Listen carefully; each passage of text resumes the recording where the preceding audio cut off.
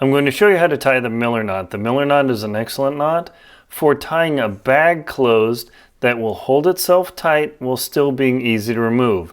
It's more powerful than the clove hitch, but definitely not as hard to untie as the constrictor knot. What you do is you're going to take your running end here and you're going to need a little bit of loop. So you give yourself plenty of slack, and what you do is you wrap the running end around the standing part once, right here, just like that, and you create this nice X, very easy to follow. And then you come around again on the same side as where you were running from, just like this. So you keep it nice and loose, just showing you what it looks like. And then the standing part here, you simply dip the running end through here, and then you begin dressing and tightening the knot.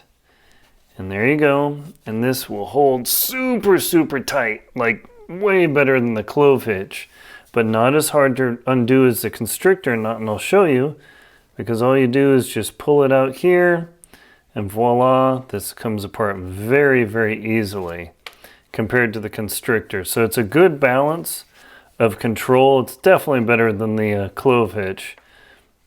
So again, you come around, you pass around once, and then you pass around again. Now keep from blocking here just so you see it. And then the running end simply goes under here. And again, this is the perfect knot for tying a bag closed. It's got plenty of strength without being too hard to deal with.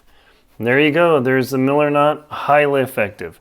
Knots like this and others are featured in my book, The Most Crucial Knots to Know. Check out links below and enjoy tying your Miller knot that just keeps on holding, but it's easy to untie.